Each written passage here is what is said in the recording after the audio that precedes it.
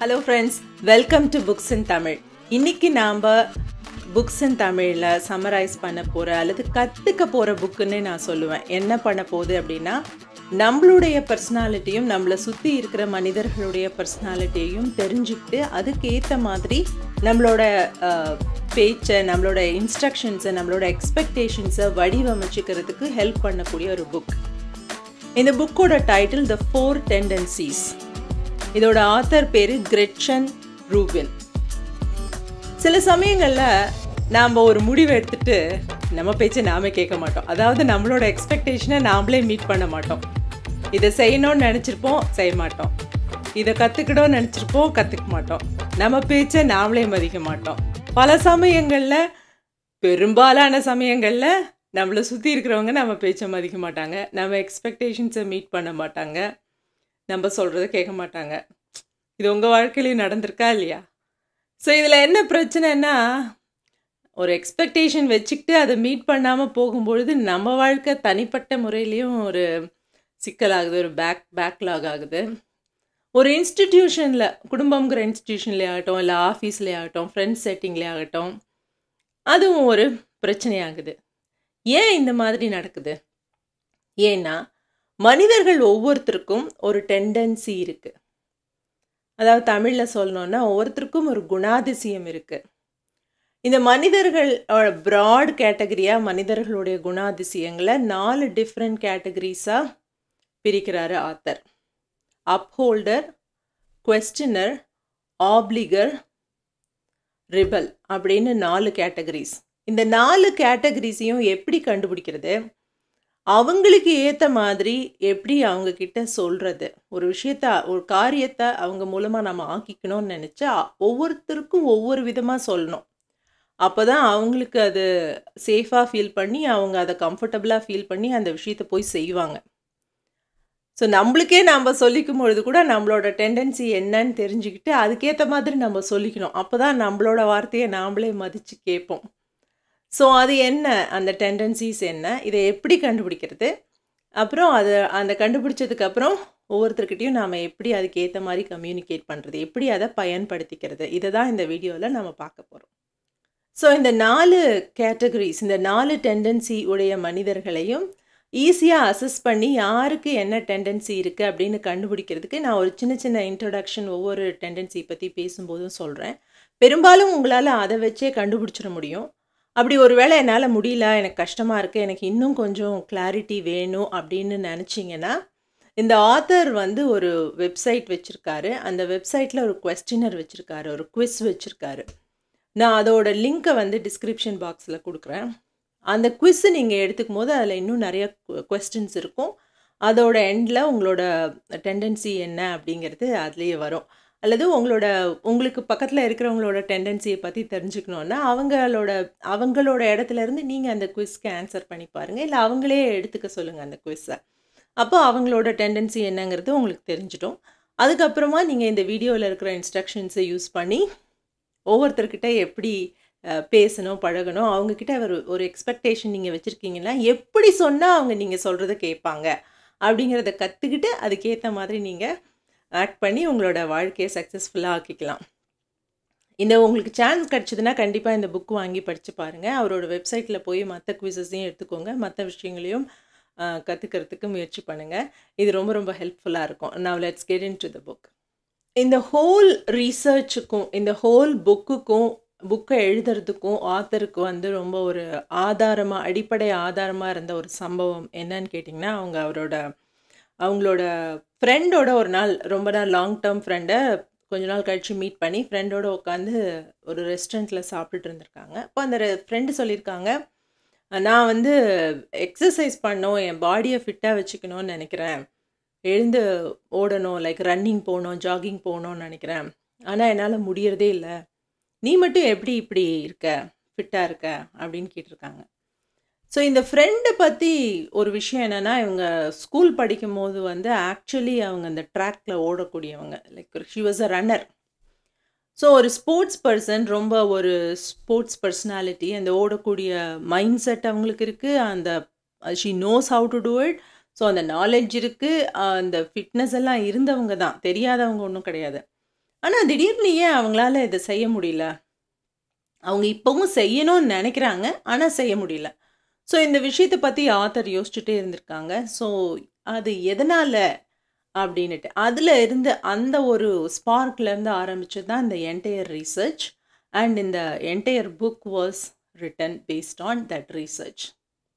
So author என்ன சொல்கிறாங்கன்னா, அந்த ஃப்ரெண்ட் வந்து எனக்கு டைமே இல்லை அதனால் நான் ஓட முடியல அப்படின்னு சொல்கிறது ஒரு காமன் எக்ஸ்கியூஸ். ஆனால் உண்மை அது இல்லை. நம்ம டைம் இல்லாததுனால எந்த விஷயத்தையும் செய்யாமல் இருக்கிறதில்ல, நம்ம ப்ரையாரிட்டைஸ் பண்ணாததுனால அதை செய்யாமல் இருக்கோம். அப்போ ஏன் அந்த விஷயத்துக்கு நம்மளால் முக்கியத்துவம் கொடுக்க முடியல? நமக்கு எண்ணம் இருக்குது, நம்ம மேலேயே நம்மளுக்கு ஒரு எக்ஸ்பெக்டேஷன் இருக்குது. எக்ஸசைஸ் பண்ணணுன்னு இருக்கலாம், படிக்கணுன்னு இருக்கலாம், ஸ்மோக்கிங்கை குவிட் பண்ணணுன்னு இருக்கலாம், இல்லை டயட் ஃபாலோ பண்ணணுன்னு இருக்கலாம், இல்லை வீட்டில் எல்லாருக்கிட்டையும் காமாக பேசணுன்னு இருக்கலாம். எத்தனையோ விஷயத்தில் நம்ம மாற்றிக்கணும்னு நினைக்கிறோம். ஸோ இன்டென்ஷன் இருக்குது, ஆனாலும் நம்மளால் செய்ய முடியறதில்ல. அதுக்கு என்ன காரணம் அப்படிங்கிற கொஸ்டினோட அடிப்படையில் இருந்து தான் இந்த என்டையர் வீடியோவே இருக்க போகுது. ஸோ அதுக்கு காரணம் என்னன்னா, உங்களோட பர்சனாலிட்டி டைப் என்னன்னு தெரிஞ்சுக்கிட்டு அதுக்கேற்ற மாதிரி நீங்கள் உங்களோட எக்ஸ்பெக்டேஷன்ஸை வச்சுக்கணும். அதே மாதிரி உங்களை சுற்றி இருக்கிற மனிதர்களோட பர்சனாலிட்டி டைப்பையும் தெரிஞ்சுக்கிட்டு அதுக்கேற்ற மாதிரி நீங்கள் எக்ஸ்பெக்டேஷன்ஸை மாடிஃபை பண்ணும்போது, அதாவது இனிமேல் எக்ஸசைஸே பண்ண வேணாம் அப்படி மாடிஃபிகேஷன் இல்லை, எப்படி சொன்னால் இவங்க கேட்பாங்க, எப்படி சொன்னால் இவங்க எக்ஸசைஸ் பண்ணுவாங்க, எப்படி சொன்னால் இவங்க வந்து நான் சொல்கிற காரியத்தை செய்வாங்க அப்படின்னு தெரிஞ்சுக்கிட்டு அந்த மாடிஃபிகேஷன், அதுதான் இந்த புக்கோடைய அடிப்படை மையம். ஸோ இந்த 4 டெண்டன்சிஸும் it's all about how we deal with our inner expectations and outer expectations. So நம்ம எல்லாருக்குமே அது இருக்கு இல்லையா? நமக்கு இன்னர் எக்ஸ்பெக்டேஷன்ஸ் இருக்குது, நம்மளுக்குள்ளேயே நாம் வளர்த்துக்கிற எக்ஸ்பெக்டேஷன்ஸ், நம்ம மேலேயே நாம் வச்சுக்கிறது.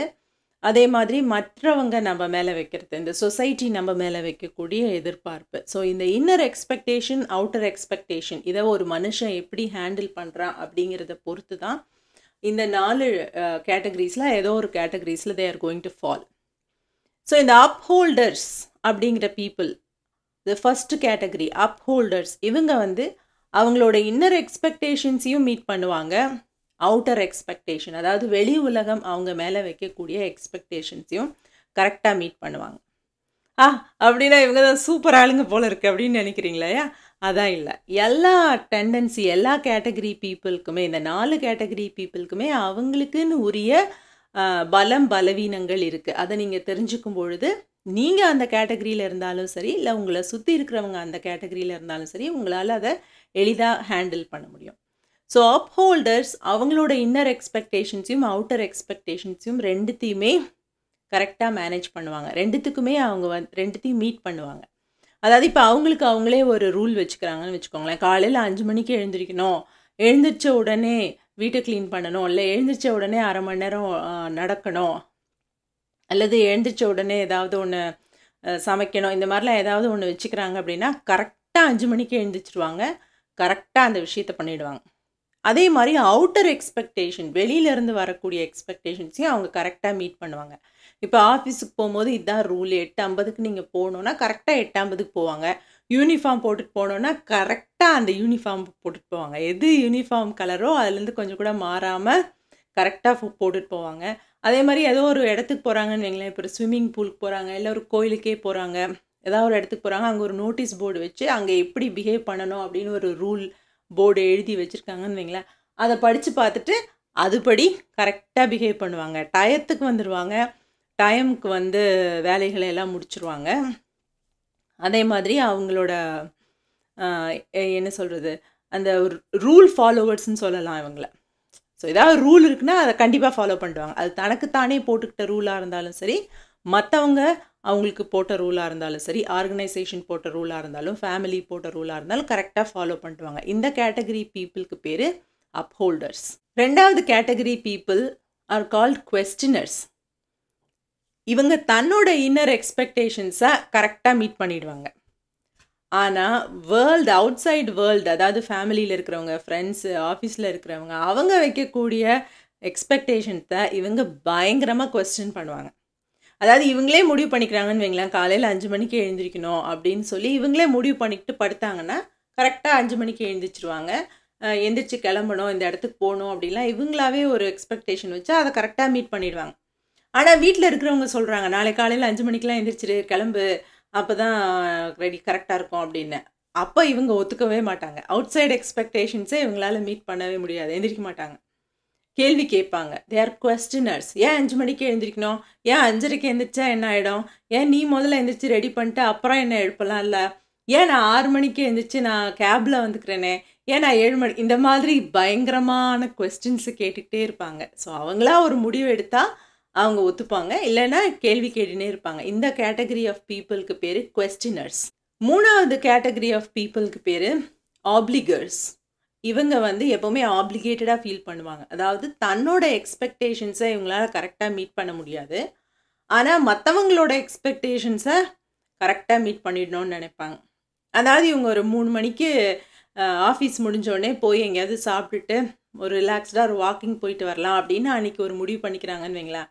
அந்த நேரத்தில் வீட்டிலேருந்து கால் பண்ணி எனக்கு கரெக்டாக பால் வேணும், இல்லை காய்கறி வேணும், நீங்கள் 3 மணிக்கு வரும்பொழுது வாங்கிட்டு வந்துடுங்க அப்படின்னு சொன்னால் இவங்க தன்னோட எக்ஸ்பெக்டேஷன்ஸை அப்படியே விட்டுட்டு இன்னொருத்தர் சொன்னாங்கங்கிறதுக்காக அந்த எக்ஸ்பெக்டேஷன்ஸை எடுத்துக்கிட்டு இவங்க அதை செயல்படுத்த ஆரம்பிச்சிடுவாங்க. ஸோ இவங்க ஒரு லஞ்ச் டைமில் உட்காந்து தனியாக ஆஃபீஸில் சாப்பிட்ணுன்னு நினைக்கிறாங்க. ஆனால் இவங்களோட ஃப்ரெண்டு வந்து இல்லைப்பா எனக்கு ஒரு இந்த வேலை பண்ணி கூட, என் கூட வந்து உட்காந்து சாப்பிட்டேன் அப்படின்னு சொன்னால் உடனே சரி நீ இவங்களோட ஓன் எக்ஸ்பெக்டேஷன்ஸை பின்னாடி வச்சுக்கிட்டு மற்றவங்களோட எக்ஸ்பெக்டேஷன்ஸை செயல்படுத்துறதுக்காக எழுந்திரிச்சு போயிடுவாங்க. அப்போ இது சூப்பரான கேட்டகரி ஆளுங்களாக இருக்காங்களே, அப்படின்னா இவங்கள மாதிரி ஆளுங்களை ஃப்ரெண்டு வச்சுக்கணும் அப்படின்னு நினைக்கிறீங்க இல்லையா? அதான் இல்லை, எல்லா கேட்டகரிக்கும் அதோட ஓன் பலம் பலவீனங்கள் இருக்குது. ஸோ 4வது கேட்டகரி ஆளுங்க ரெபல்ஸ்.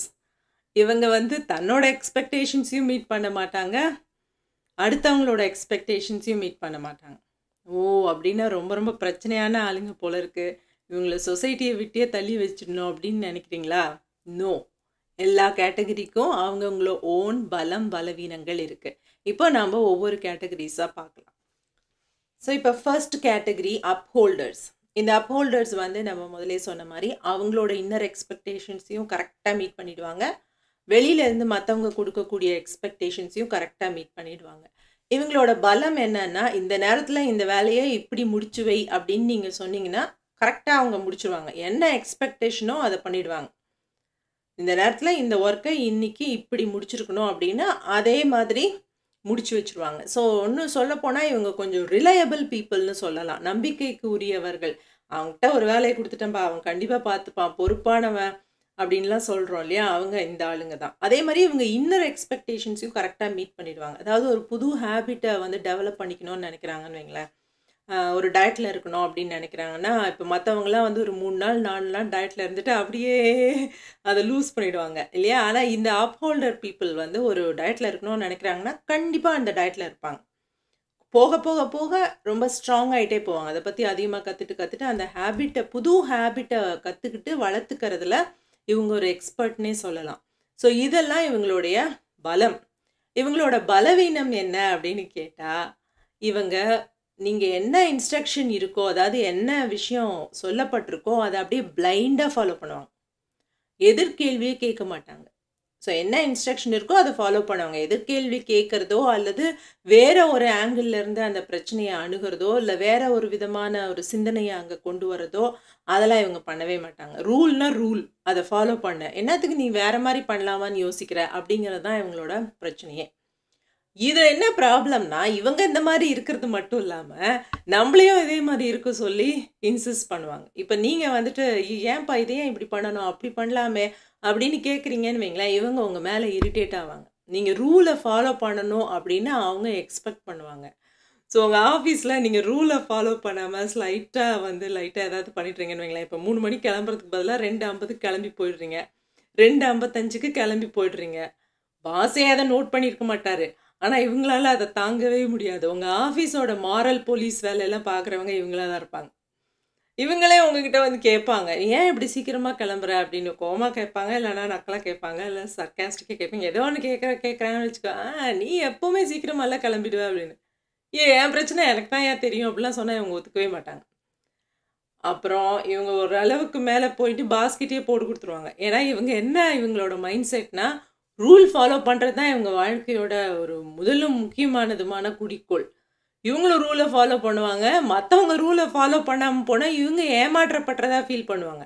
நான் மட்டும் ரூல் எல்லாம் கரெக்டாக ஃபாலோ பண்ணுறேன், இவன் மட்டும் தப்பிச்சு போகிறானே, இவனுக்கு மட்டும் என்ன அந்த இவன் மட்டும் பிரச்சனையில் மாட்ட மாட்டேங்கிறானே அப்படின்னு சொல்லிட்டு கொஞ்சம் ஸ்னிச்சஸ் இருப்பாங்கல்ல அவங்க ஆஃபீஸில் போட்டு கொடுக்குற ஆளுங்க, அவங்க வந்து இந்த அப்ஹோல்டர்ஸாக தான் இருப்பாங்க. ஸோ இப்போ இந்த அப்ஹோல்டர்ஸை நாம் எப்படி ஹேண்டில் பண்ணுறது?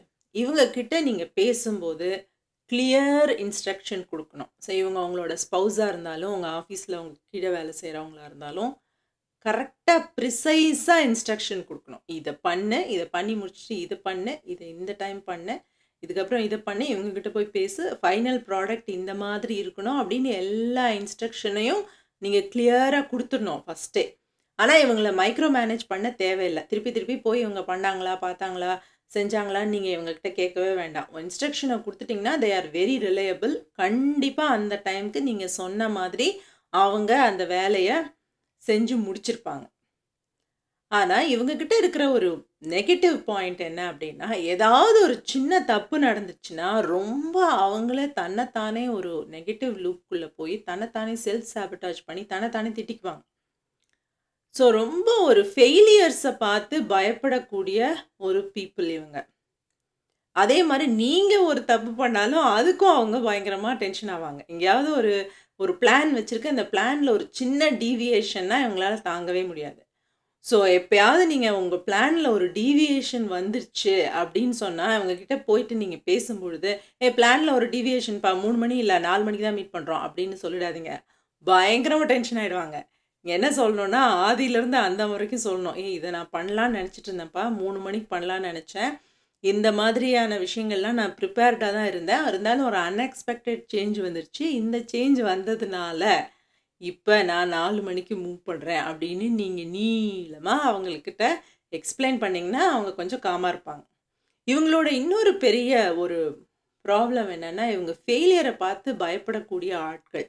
ஸோ புதிய ரிஸ்க் எடுத்து அடுத்த லெவல் ப்ரொமோஷனுக்கோ, அடுத்த லெவல் ஒரு பிஸ்னஸை அடுத்த லெவல் கொண்டு போகிறதுக்கோ இவங்க வந்து ரொம்ப தயங்குவாங்க.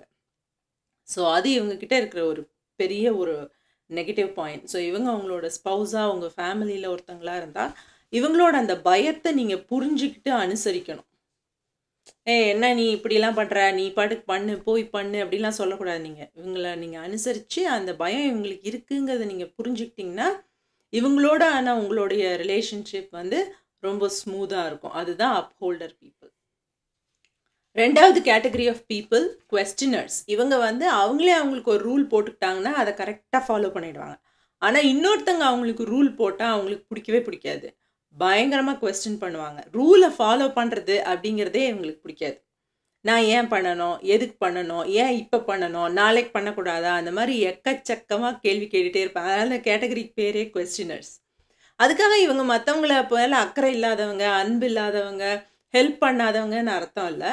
அவங்க என்ன சொல்லுவாங்கன்னா, நான் ஹெல்ப் பண்ண தயாராக இருக்கிறேன், ஆனால் ஏன் நான் அதை பண்ணணும் அப்படிங்கிறத முதல்ல சொல்லி என்னை கன்வின்ஸ் பண்ணு அப்படின்னு சொல்லி உங்ககிட்ட எக்கச்சக்கமான டீட்டெயில் கேட்டு கேட்டு கேட்டு கொஞ்சம் உயிரை எடுப்பாங்க அப்படின்னு சொல்லலாம். அப்போனா இவங்க ஒரு பிரச்சனையான ஆளுங்க தானே சமூகத்துக்கு அப்படின்னு சொன்னீங்கன்னா அதான் இல்லை. இந்த கேள்வி கேட்கக்கூடிய மனோபாவம் அப்படிங்கிறது சமூகத்தில் ஒரு முக்கியமான மனோபாவம்.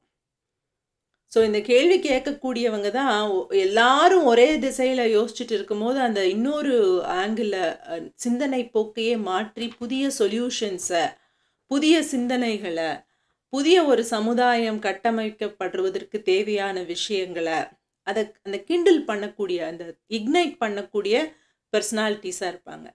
ஸோ அது அவங்களோட மிகப்பெரிய பலம்.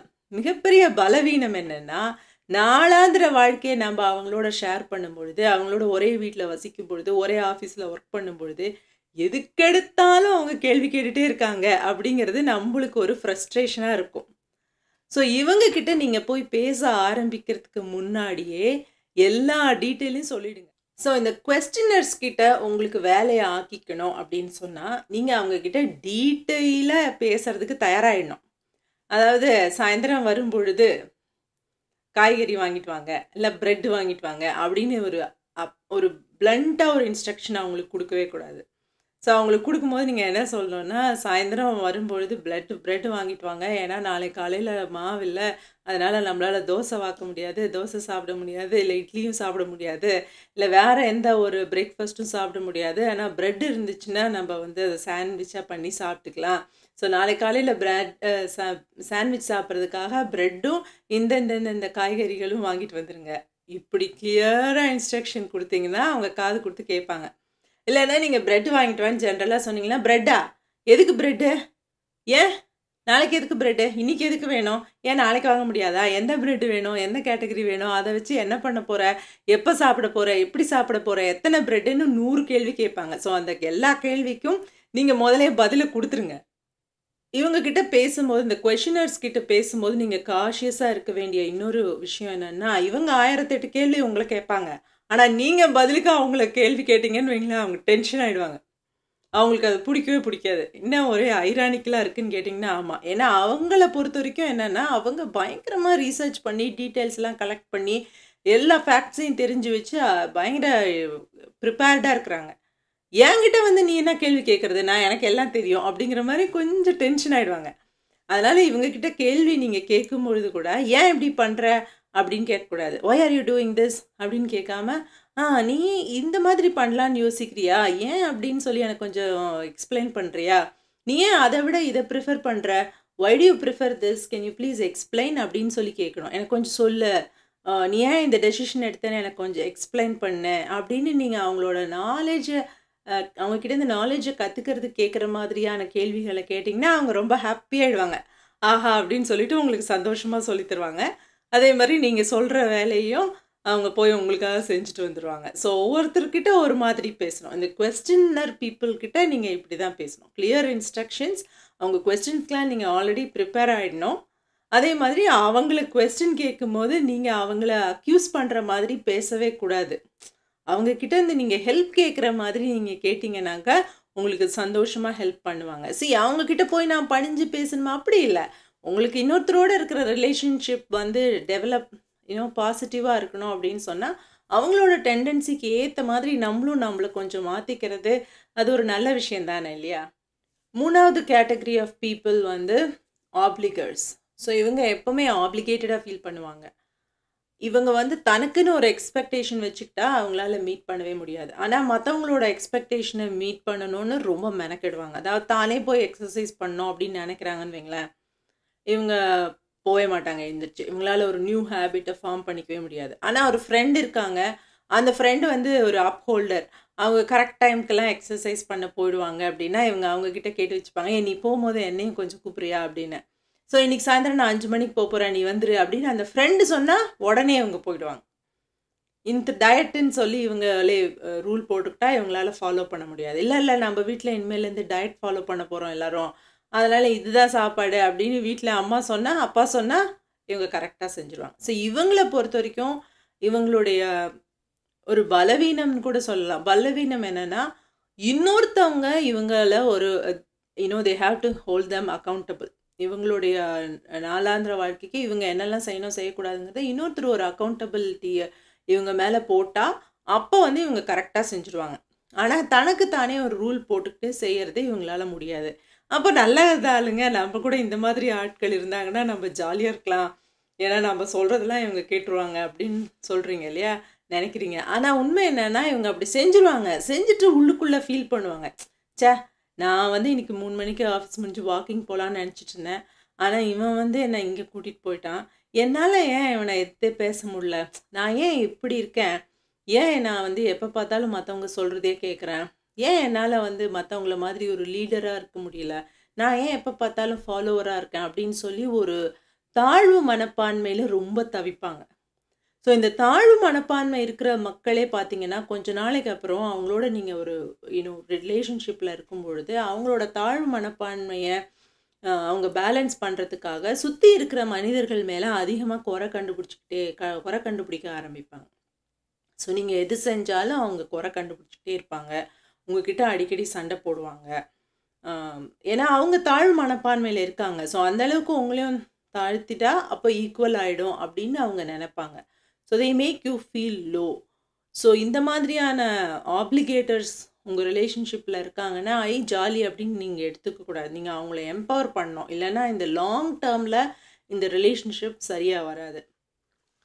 ஸோ இந்த ஆப்ளிகர்ஸோட டீல் பண்ணுறது கொஞ்சம் ஒரு கஷ்டமான விஷயம்னு நான் சொல்லுவேன்.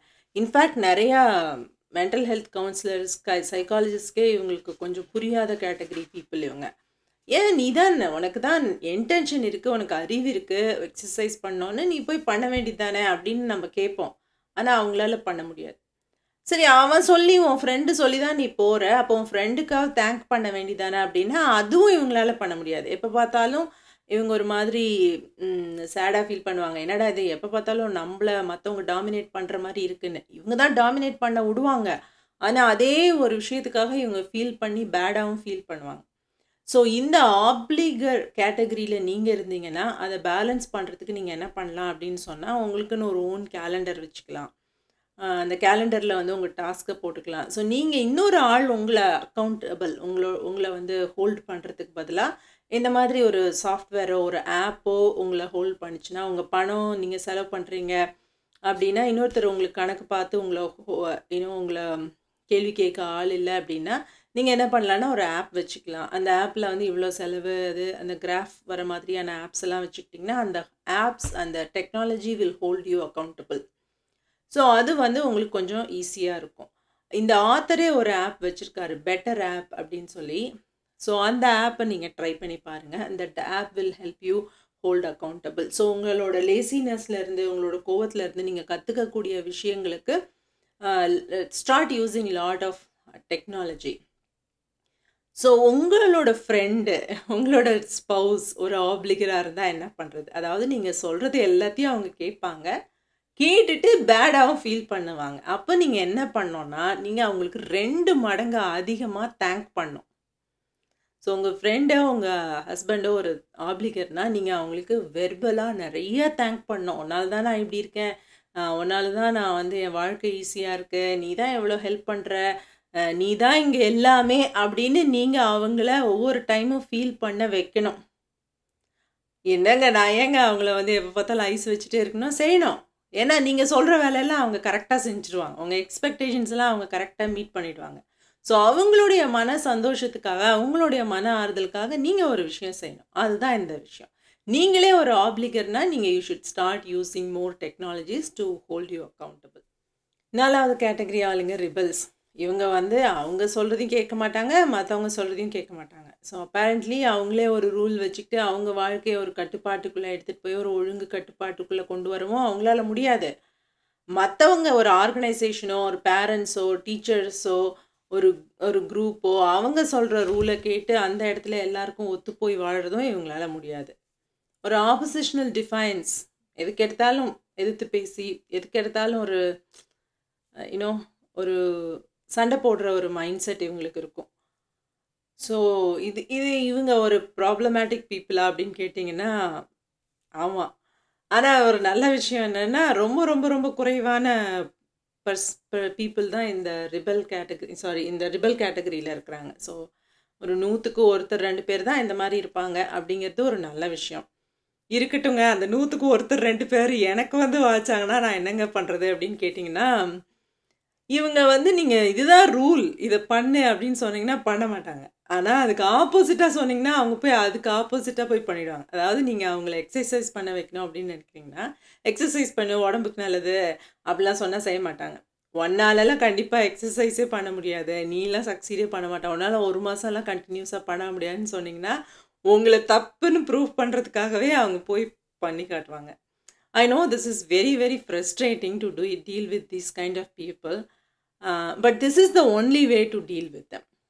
அதில் ஒரு நல்ல விஷயம் என்னென்னா ரொம்ப குறைவான பீப்புளுக்கு தான் இந்த டெண்டன்சி இருக்குது. ஸோ இப்போ இந்த 4 கேட்டகரியோட பலவீனம் நீங்கள் தெரிஞ்சுக்கிட்டீங்க. ஒவ்வொருத்தரையும் ஒரு விதமாக ஹேண்டில் பண்ணோம். ஸோ இது நீங்கள் மறுபடியும் முழுசாக இந்த வீடியோ கேட்டு அதை ப்ராசஸ் பண்ணுங்கள். இப்போ நான் சொன்ன அந்த கொஸ்டின்ஸோட உங்கள் கொஸ்டின்ஸ், இப்போ இதே சுச்சுவேஷன்ஸே உங்கள் லைஃப்பில் இருக்காது இல்லையா, வேறு சுச்சுவேஷன்ஸ் இருக்கும். ஆனால் அந்த பேஸ் லைனை மட்டும் நீங்கள் மனசுக்குள்ளே நல்லா பதிய வச்சுக்கிட்டு அதுக்கேற்ற மாதிரி நீங்கள் டீல் பண்ணும் பொழுது லைஃப் வந்து ரொம்ப ஈஸியாக இருக்கும். அகெயின் இதில் இந்த 4 கேட்டகரியில் சூப்பர் ஹியூமன்னு யாரும் கிடையாது. அதே மாதிரி ரொம்ப மோசம் அப்படின்னும் யாரும் கிடையாது. இவங்க தான் தலைமை பண்புக்கு ஏற்றவங்க, இவங்க தான் குடும்பத்துக்கு ஏற்றவங்க, இவங்க தான் வந்து வாழ்க்கைக்கு ஏற்றவங்கன்னு ஒரு கேட்டகரியை மட்டும் நம்ம சொல்லவும் முடியாது. இன்னொரு கேட்டகரியை வந்து அதுக்கு அப்படியே ஆப்போசிட்னு சொல்லவும் முடியாது. There are 4 categories. உலகத்தில் ஒவ்வொருத்தரும் ஒவ்வொரு விதமான பலம் பலவீனங்களோடு இருக்கும் பொழுது தான் வேறு வேறு விதமான பிரச்சனைகளை மனித சமுதாயம் சந்தித்து ஜெயிக்க முடியுது. ஸோ இவங்க 4 பேருடைய பலங்கள் வேறு, 4 பேருடைய பலவீனங்களும் வேறு. அதை தெரிஞ்சுக்கிட்டு அதுக்கேற்ற மாதிரி நீங்கள் டீல் பண்ணும் பொழுது உங்களோட வாழ்க்கையும் எளிதாக இருக்கும், உங்களை சுற்றி இருக்கிறவங்களோட வாழ்க்கையும் எளிதாக இருக்கும். ஸோ உங்களுக்கு கண்டிப்பாக இந்த புக்கு உங்களுக்கு சான்ஸ் கிடச்சிதுன்னா இந்த புக்கு முழுசாக படித்து பாருங்கள். It will help you learn more. இந்த மாதிரி புக்ஸை உங்களோட ஷேர் பண்ணிக்கிறதுல உங்களோட வாழ்க்கையில் இதெல்லாம் ஒரு மாற்றத்தை ஏற்படுத்தி உங்களை ஒரு பீஸ்ஃபுல்லான ஹாப்பியான சக்ஸஸ்ஃபுல்லான பர்சனாக இந்த வீடியோஸ் மாற்றுது அப்படின்னு சொன்னால் அதை விட சந்தோஷம் கொடுக்கக்கூடிய விஷயம் எனக்கு வேறு எதுவுமே இல்லை. உங்களுக்கு இந்த வீடியோ பிடிச்சிருந்தது அப்படின்னா லைக் பண்ணுங்கள், உங்கள் ஃப்ரெண்ட்ஸ்க்கும் யூஸ்ஃபுல்லாக இருக்கும்னு நினச்சிங்கன்னா அவங்கக்கிட்ட ஷேர் பண்ணுங்கள், நம்ம சேனலுக்கும் சப்ஸ்கிரைப் பண்ணுங்கள். Thank you for watching the video. See you in the next video. Bye.